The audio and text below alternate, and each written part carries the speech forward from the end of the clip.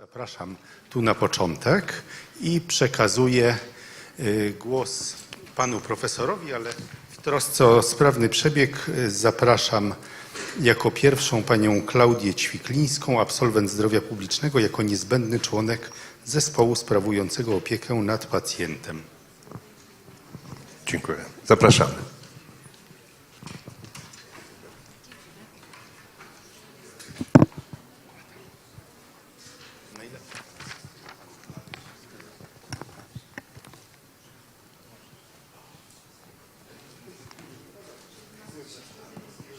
Witam Państwa serdecznie, nazywam się Klaudia Ćwiklińska, jestem studentką zdrowia publicznego na Uniwersytecie Medycznym w Lublinie.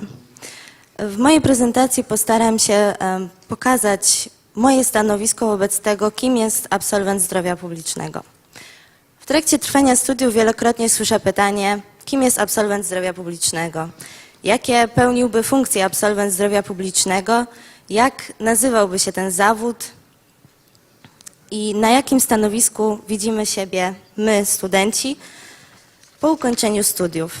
Będąc na pierwszym roku nie potrafiłam odpowiedzieć na te pytania. Dziś jednak, będąc na trzecim roku studiów, uważam, że absolwent zdrowia publicznego jest niezbędnym członkiem zespołu opieki nad pacjentem. Dlaczego tak uważam? Dlatego, że opieka nad pacjentem składa się nie tylko na ratowaniu zdrowia w sytuacjach kryzysowych, ale także na podnoszeniu potencjału zdrowotnego oraz zapobieganiu jego obniżeniu.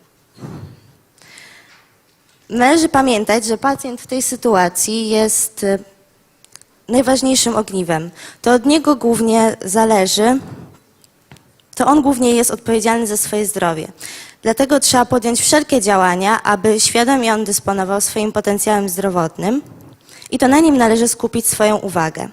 Aby to było możliwe, potrzebne są jednak osoby, które będą na bieżąco pracowały z pacjentem, wspólnie z nim stawiały cele i wyjaśniały niezrozumiałe dla pacjenta aspekty dotyczące terapii, zdrowia, a także choroby. Przekazywałyby one również niezbędne informacje lekarzowi prowadzącemu i w odwrotną stronę. Główną funkcją, jaką powinien pełnić absolwent zdrowia publicznego, jest jednak funkcja motywacyjna, angażująca do działania. Niezależnie, czy jest to stanowisko polegające na zarządzaniu zasobami ludzkimi, czyli stanowisko kierownicze, czy jest to stanowisko polegające stricte na doradztwie zdrowotnym. Społeczeństwo potrzebuje motywacji, aby zrobić krok w stronę zmian, krok w stronę zdrowia.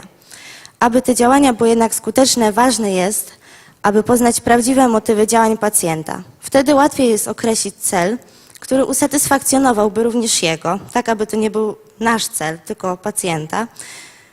I w ten sposób zapobiegniemy rozczarowaniu, a także utracie motywacji. Ważne jest również określenie, w jaki sposób scentralizowana jest odpowiedzialność za zdrowie pacjenta, czy jest ona scentralizowana w nim, czy jest ona scentralizowana w jakiejś innej osobie. Ważne jest również, aby działania te były długofalowe, a nie miały charakteru pojedynczych eventów, ponieważ wtedy nie osiągniemy oczekiwanych rezultatów. Czy kierunek zdrowie publiczne przygotowuje studentów do pełnienia takich funkcji? Kierunek ten porusza tematykę wielu sektorów zdrowia oraz czynników na nie wpływających, dzięki czemu absolwent zdrowia publicznego może pełnić różne funkcje, od kierowniczych po doradcze i wykonawcze. Nie można tutaj mówić jednak o jednym zawodzie, ponieważ sama interdyscyplinarność zdrowia publicznego o tym mówi. Kierunek ten przygotowuje studentów przede wszystkim do bycia autorytetem, do bycia osobą, która swoimi czynami pokazuje swoje przekonania. Nie ma tu miejsca więc na hipokryzję. Żeby być wiarygodnym przykładem, należy pokazywać otoczeniu, że to, o czym mówimy, jest dla nas samych bardzo ważne. Dopiero wtedy możemy wpłynąć na drugą osobę i budować w niej potencjał zdrowotny. Zdrowie musi być obiektem naszego zainteresowania, aby móc rozmawiać o nim na co dzień, tak jak o hobby. Według badania, którego wyniki pozwoliłam sobie przytoczyć, dotyczącego znajomości Polaków na temat profilaktyki dotyczącej zakresu nowotworów, Widać doskonale, że Polacy wiedzą, jakie należy podejmować działania, aby utrzymać potencjał zdrowotny, aby zapobiegać chorobom. Jednak kiedy spojrzymy na wyniki, jak wygląda to w przełożeniu na praktykę, Polacy nie wygląda to już tak bardzo optymistycznie. Jednak samo wykonanie badań profilaktycznych czy podejmowanie tych działań zdrowotnych zostaje często spychane przez pacjentów na dalszy plan i przez to nie jest to możliwe do wykonania. Co ważne jednak, społeczeństwo sugeruje, że na pytanie, co najbardziej zmotywowałoby ludzi do działania, do zmiany stylu życia, odpowiedzieli, że byłby to wzór do naśladowania, który mimo niepowodzeń pozytywnie wpłynął na swój styl życia i był w stanie go zmienić. Myślę więc, że dobrym rozwiązaniem byłoby utworzenie stanowiska edukatora zdrowotnego, który zostałby włączony do zespołu podstawowej opieki zdrowotnej. Należy pamiętać jednak, aby był on ogólnie dostępny, tak aby każdy mógł zasięgnąć informacji rzetelnych, nie tych z internetu, które budzą wiele kontrowersji. Poprzez wykorzystanie wiedzy z różnych dziedzin oraz zasięgania opinii ekspertów w danej dziedzinie możliwe będzie wtedy rozwiewanie wątpliwości społeczeństwa na bieżąco. Mówiąc zatem o stanowisku absolwenta zdrowia publicznego, należy powiedzieć, że potrzebne są osoby, które sprawnie i sukcesywnie motywowałyby społeczeństwo do zmian, a także budowały potencjał zdrowotny poprzez wszystkie dostępne metody, kładąc przy tym duży nacisk na pracę indywidualną z pacjentem oraz przekazywanie informacji wszystkimi dostępnymi środkami masowego przekazu, które w obecnych czasach stanowią znaczny element naszego życia.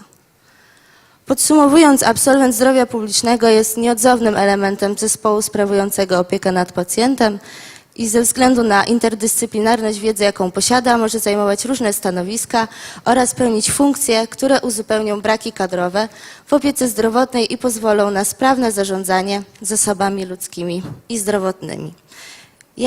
Ja chciałabym powiedzieć, że mam nadzieję, że te działania, które są podejmowane w zakresie profesjonalizacji zdrowia publicznego pozytywnie wpłyną na stanowisko absolwenta zdrowia publicznego w ochronie zdrowia, jak i na rynku pracy.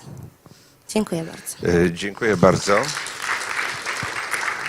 Pięknie pani się zmieściła w czasie. Ja mam tylko takie jedno pytanie, wykorzystam, bo mamy 30 sekund.